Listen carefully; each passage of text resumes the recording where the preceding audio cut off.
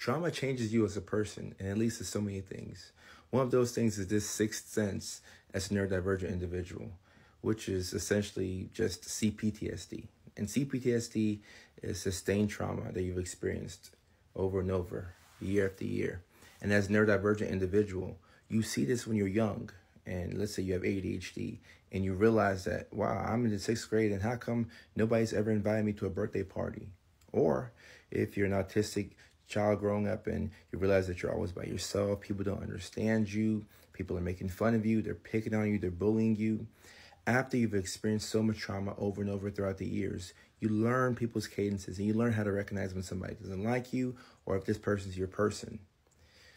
It's helpful to have these tools, but at the same time, you can sometimes be hypervigilant where you're always on the lookout, trying to see if somebody's a safe person, trying to see if these people are my friends, trying to see if these people are laughing with me or are they laughing at me.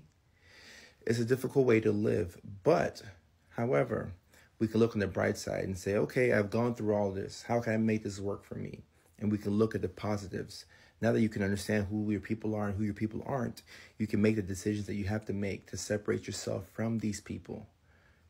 And I know this is very difficult. This is very difficult. And as you unmask, you have got to be kind to yourself. You have to be kind to yourself because you realize that unmasking is you getting closer and closer to your most authentic version of yourself. At the same time, you're losing all of these friends because a lot of the friends that you have, and when I say friends, I got to do this, but a lot of the friends that you have or have had were just people who were capitalizing off of your lack of awareness despite who they were.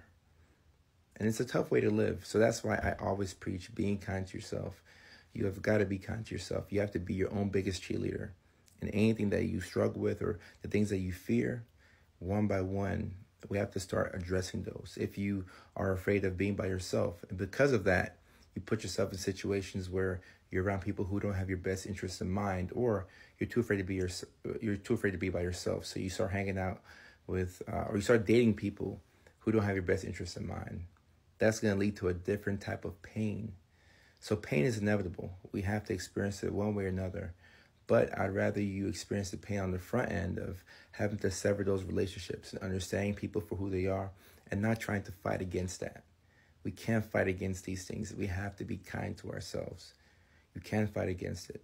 The best you can do is understand that, okay, this person has done this. Oh, wow. I thought this person was my friend. It hurts me that they have exhibited these behaviors, and now I'm going to have to separate myself from them. At the same time, you have to give yourself space to grieve a friendship that has run its course, to grieve a relationship that has run its course, and always understand that it's okay to lose people, but it's never okay to lose yourself. And if you find yourself in a place where you feel like you've lost yourself, just know that you can get yourself back. But it starts with a positive self-talk and that reinforcement of pouring into yourself, the reinforcement of knowing that you're somebody who's worthy of love, attention, and respect. So this is very difficult.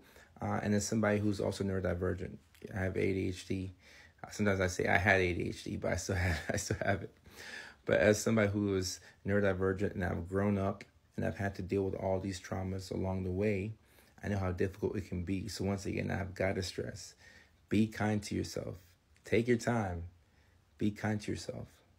And just understand that losing yourself is not an option. I love y'all. You can do it. And I'm rooting for y'all.